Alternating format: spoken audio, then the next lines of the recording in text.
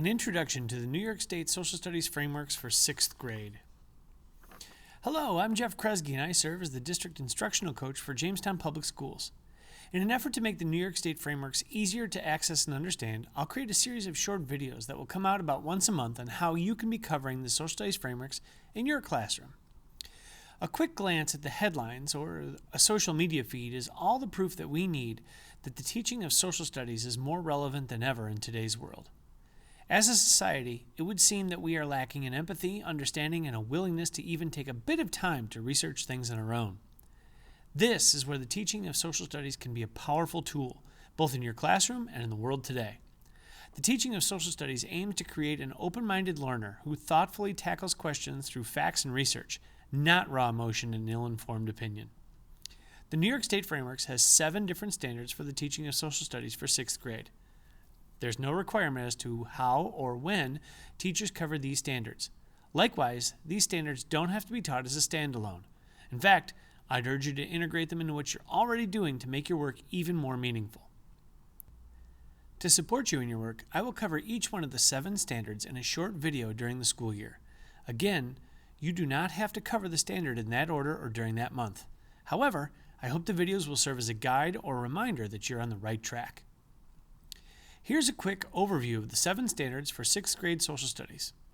I'll use the actual language from the frameworks and then provide a translation of that standard, an example question you might ask, and some topics of study that might help you reach that standard. Standard 1. The diverse geography of the Eastern Hemisphere has influenced human culture and settlement patterns in distinct ways. Human communities in the Eastern Hemisphere have adapted to or modified the physical environment.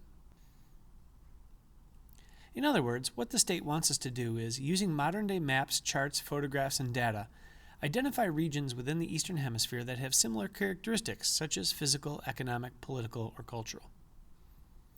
An example question that we could hit the standard with is, what characteristics do areas share that would make it recognizable as a region within the Middle East as a whole? Topics of study could be to use maps to identify climate zones, landforms, bodies of water, population centers, etc. in the Eastern Hemisphere.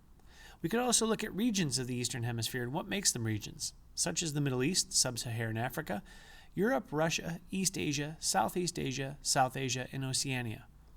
We could also look at the scale on a map. Standard 2. The first humans modified their physical environment as well as adapted to their environment. In other words, what their state is asking us to know is, how did people who lived before and during the Neolithic Revolution in the Middle East adapt to their environment? Example questions that could get at the standard. Using evidence, determine whether the Neolithic Revolution was a turning point in world history. Or we could ask the kids, why do people create settlements? Topics of study might be the location of early human settlements, the use of artifacts to study the past and draw inferences, and the concept of a turning point. Standard 3. Complex societies and civilizations developed in the Eastern Hemisphere. Although these complex societies and civilizations have certain defining characteristics in common, each is also known for its unique cultural achievements and contributions. Early human communities in the Eastern Hemisphere adapted to and modified their physical environment. What the state wants us to do is, using the early river valleys as a guide, how do we define complex societies or civilizations?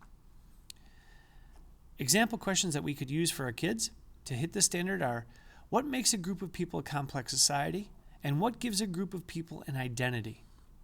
Topics of study could be the early river societies of Mesopotamia, the Nile River, the Indus River, and the Yellow River, the adaptations to the environment made in those societies, and the roles that occurred in those societies. Standard 4. Major religions and belief systems developed in the Eastern Hemisphere. There were important similarities and differences between these belief systems. What the state wants us to hit is, why did several different religions, Judaism, Christianity, Islam, Buddhism, Hinduism, and Confucianism, develop in the Eastern Hemisphere, and how are they similar or different? An example question to hit the standard could be, what do Islam, Christianity, and Judaism have in common, and how are they different? Topics of study are the similarities and differences of the major world religions. Standard 5. As complex societies and civilizations change over time, their political and economic structures evolve. A golden age may be indicated when there is an extended period of time that's peaceful, prosperous, and demonstrates great cultural achievement.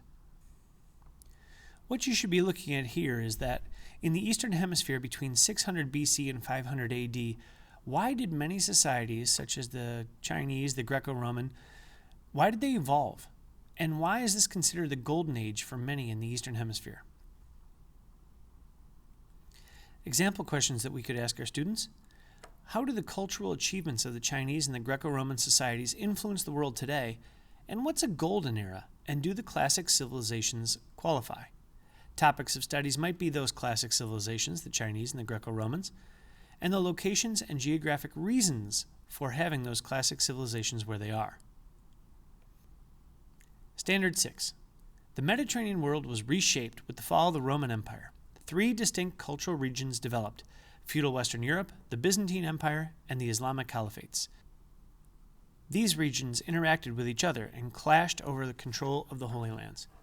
A translation of the standard could be, why did feudal Western Europe, the Byzantine Empire, and the Islamic Caliphates develop after the fall of the Roman Empire in 1450? Questions that we could ask our students to get at the standard are, why did the Roman Empire collapse, and how did the areas within it change? And why was the Christian church important after the fall of Rome? Topics of study could be the fall of Rome, the importance of the Christian church after the fall of Rome, the Byzantine Empire, the Crusades, and the Islamic Caliphates. Standard 7. Trade networks promoted the exchange and diffusion of language, belief systems, tools, intellectual ideas, inventions, and disease. What the state wants us to realize is, what influences did trade across the Eastern Hemisphere have on that region? Example questions we could ask the kids. How did trade change the world? And how did the technology of trade overcome the landscape? And topics of study could be the Silk Roads and other trade routes between Europe and Asia, cultural exchange, the Mongol conquest, the importance of the Black Death or bubonic plague, and methods of transportation and trade. Again, these are the 7 standards from the New York State Frameworks for the Social Studies of 6th grade. It matters not how or when you convey these to your students. Please make sure that you make every effort to make your lessons fun, challenging, and engaging for your students.